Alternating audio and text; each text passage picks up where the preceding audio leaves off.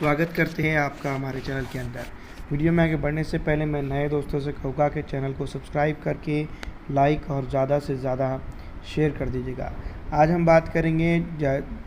दातिया ज़िले के बारे में। दातिया ज़िले की अगर बात की जाए तो ये ग्वालियर के रीजन में आता है। और वहीं अगर बात करें हम दातिया की जो जनता है तो वो जनता फ़िलहाल इन दिनों अगर बात की जाए तो पूरी तरह से कांग्रेस पार्टी की तरफ जो तो उसका झुकाव नज़र आ रहा है। और आने वाले दिनों के अंदर अगर ये झुकाव काफ़ी रहता है तो ये बात समझ में आ सकती है कि यहाँ पर भारतीय जनता पार्टी को सीधी तौर पर कांग्रेस पार्टी नुकसान पहुँचा सकती है। दोस्तों मैं आपको बता दूं कि जिस तरह से जो मौजूदा हालात है इस रीजन के, तो यहाँ पर सीधी तौर पर भारतीय कांग्रेस पार्टी को सीधा फ़ायदा हो सकता है। बस शर्त यह है कि भारतीय कांग्रेस पार्टी यहाँ पर जो तो अपने आप को मजबूत कर सके। अगर वो मजबूत कर जाती है या फिर यहाँ पर जो है तो अपनी पकड़ को बनाने में वो कामयाब हो जाती है तो आने वाले दिनों के अंदर जो इस तरह से हम बात कर रहे हैं ये अपने आप को यहाँ पर मजबूत कर सकते हैं। दूसरी तरफ अगर बात की जाए दातिया विधानसभा क्षेत्र की, तो दातिया विधानसभा क्षेत्र माफ़ कीजिएगा ज़िले की, तो दातिया ज़िले के अंदर मैं आपको बता दूं कि यहाँ पर इतना मजबूत गठबंधन या गठजोड़ है तो ये बहुत ज़्यादा अंदाज हो सकता है आने वाले दिनों के अंदर जो है तो यहाँ पर की चुनावी रणनीति को लेकर कांग्रेस के लिए जो है तो यहाँ पर जो है तो कई ज़्यादा एडवांटेजेस जो है तो कांग्रेस यहाँ से निकाल सकती है। क्योंकि पिछले कई दिनों से जो है तो यहाँ पर मैं आपको बता दूं कि जो जनता के लिए काम करने की बात कही जा रही है, जनता के लिए यहाँ पर बेसिक तौर पर जो है तो काम नहीं हुआ है। तो जनता काफ़ी नाराज़ है, परेशान है। और अगर इसी तरह से माहौल चलता है तो आने वाले दिनों के अंदर ये तो यहाँ पर चुनावी सीमाकरण पूरी तरह से बदल सकते हैं। एक तरफ से यूँ भी कहा जा सकता है कि पूरी तरह से जो तो कांग्रेस को यहाँ पर फ़ायदा हो सकता है। और वहीं जो 18 साल की हुकूमत है यहाँ पर मैं आपको बता दूं कि जो शिवराज सिंह चौहान की, वो अपने आप में खतरे में आ सकती है। तो दातिया ज़िले के अंदर जो है तो मैं आपको बता दूं कि 3 विधानसभा क्षेत्र है और तीनों विधानसभा क्षेत्र के ऊपर काफ़ी दबदबा इन दिनों कांग्रेस का देखने को मिल रहा है। अगर ये दबदबा आगे चलकर भी बाकी रह जाता है तो यहाँ पर सीधी तौर पर अगर बात की जाए जो हम कह सकते हैं कि यहाँ पर नुकसान कांग्रेस को नहीं बल्कि शिवराज सिंह चौहान की को हो सकता है। तो ये तमाम तर चीज़ें हैं जो अपने आप में कहीं ना कहीं मैं आपको बता दूं कि प्रॉब्लम दे सकती है शिवराज सिंह को। और वहीं अगर कभी कांग्रेस की बात की जाए तो कांग्रेस को यहाँ पर बेसिक तौर पर अपनी जो रणनीति है उसको मजबूत करना ज़रूरी है। अगर वो रणनीतिक तौर पर इसको समझ लेते हैं तो यहाँ पर जो है तो कहीं ना कहीं फ़ायदा कांग्रेस को यहाँ हो सकता है। लेकिन जिस तरह से मैं आपको बता दूं कि जो बात आमतौर पे कही जा रही है या समझी जा रही है तो उसको देखकर यही लगता है कि यहाँ पर कांग्रेस के लिए बहुत सारी चीज़ें अभी करनी बाकी है जो आने वाले दिनों के अंदर कांग्रेस की तरफ से या कांग्रेस के नेताओं की तरफ से की जा सकती है। वैसे तो मैं आपको बता दूं कि जो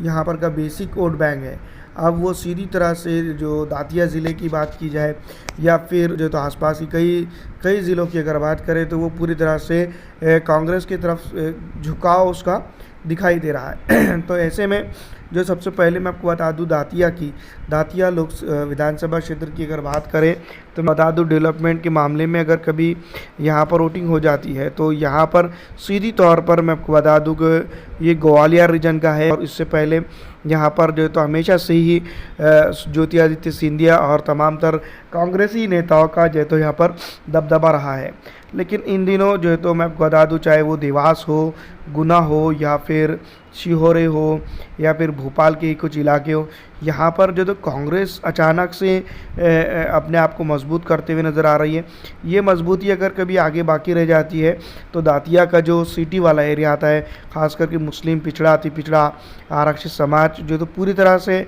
मैं आपको बता दूं कि वो कांग्रेस की तरफ जाता हुआ नज़र आ सकता है। अगर ये चीज़ें होती है तो इस बात में कोई दो राय नहीं है कि आने वाले विधानसभा चुनाव की अंदर जो तो चाहे अशोक नगर हो, गुना हो, दातिया, यहाँ पर जो तो कांग्रेस को फ़ायदा हो सकता है। जैसा कि मैं आपको बता दूं कि 2 सीटें दातिया और भाड़नेर एससी की सीट जो है तो यहाँ पर मैं आपको बता दूं कि सीधी तौर पर कांग्रेस पार्टी का फ़ायदा हुआ है, यानी कांग्रेस यहाँ पर जीती है। तो यहाँ पर जो तो कांग्रेस के लिए काफ़ी मजबूत स्थिति भी मौजूद है। माफ़ कीजिएगा, भाड़नेर और दातिया और सिवादा के अंदर अब जो है तो भारतीय जनता पार्टी के लिए नुकसान होता हुआ नज़र आ रहा है। वहीं अगर कांग्रेस की बात करें तो कांग्रेस सीधी तौर पर जो तो इन जगहों पर जो तो सेंधमारी जिसको हम कह सकते हैं या फिर जीतने की तरफ जाते हुए नज़र आ रही है। तो ये चीज़ें हैं। इस ज़िले के हद तक अगर बात की जाए तो यहाँ पर कहीं ना कहीं जो है तो भारतीय जनता पार्टी का फैक्टर जो है तो इफेक्टिंग हो रहा है, यहाँ पर उसको असर पड़ रहा है। अगर ऐसा ही चलता है तो आने वाले दिनों के अंदर जो सिवादा, भांडेर और दातिया, ये तीनों जगहों पर फिर एक बार जो तो कांग्रेस पार्टी का ही वर्चस्व रहेगा, क्योंकि जनता जो है तो यहाँ पर नेताओं को अब नहीं देख रही है। क्योंकि पिछले 18 सालों से तरक्की की बात करने वाली भारतीय जनता पार्टी ने उतनी तरक्की के लिए यहाँ पर कुछ नहीं किया है। तो ये तमाम तर चीज़ें अगर कांग्रेस के पक्ष में चली जाती है तो यहाँ पर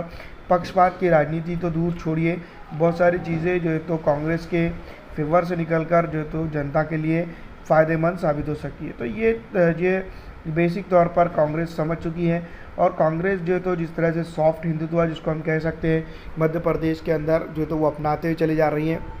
इसका बेनिफिट जो है तो सीधी तौर पर जो है तो मौजूदा लोकसभा आपके विधानसभा चुनाव के अंदर कांग्रेस उठा रही है, इसमें कोई दो राय नहीं है। और अगर कभी इस तरह के हालात जो हम बात कर रहे हैं वो होते हैं तो यहाँ पर सीधी तौर पर कांग्रेस जो है तो फ़ायदा उठाते हुए नज़र आएगी। और ग्वालियर रीजन के अंदर जो तो मैं आपको बता दूं, ग्वालियर खुद यहाँ पर जो तो भारतीय जनता पार्टी हारते हुए नज़र आ रही है कुछ चंद एक सीटों को छोड़कर। अशोकनगर के अंदर कुछ हालात ऐसी है, शिवपुरी के अंदर हालात ऐसी है, गुना के अंदर भी कुछ हालात ऐसे ही है। तो दातिया की अगर बात की जाए स्पेसिफिक तौर पर तो ये ज़रूरी नहीं है कि यहाँ पर भारतीय जनता पार्टी का वर्चस्व जो पहला था अब भी वैसा ही रहेगा। कांग्रेस पार्टी से अलग होने वाले ज्योतिरादित्य सिंधिया खुद ये बात को समझ चुके होंगे, भाप चुके होंगे, लेकिन वो फ़िलहाल जिस तरह से कांग्रेस पार्टी की तरफ वो नहीं आ सकते हैं। देखना ये होगा कि 2024 के जो लोकसभा चुनाव रहेंगे उसके अंदर जो तो ज्योतिरादित्य सिंधिया को क्या कुछ यहाँ पर मिलता है, क्योंकि फ़िलहाल ऐसी जगह पर वो है जहाँ पर जो तो मैं आपको बता दूं कि वो ना ही वापसी कर सकते हैं, ना ही जो तो भारतीय जनता पार्टी के अंदर बने रह सकते हैं। तो 2024 के अंदर अगर कुछ होता है तो ज्योतिरादित्य सिंधिया के लिए काफ़ी कुछ बन सकता है, क्योंकि मध्य प्रदेश की अगर बात की जाए तो यहाँ पर लोकसभा चुनाव लड़कर वो जनता के बीच से जुड़कर जो तो लोकसभा नहीं जा सकते, ये बात तमाम ही जानते। लेकिन विधानसभा की अगर बात करें तो वो डिमोशन अपना खुद का नहीं करवा लेंगे, क्योंकि जितना कांग्रेस के दौर में जो है तो जब वो थे तो वहाँ पर उनकी रिस्पेक्ट थी इतनी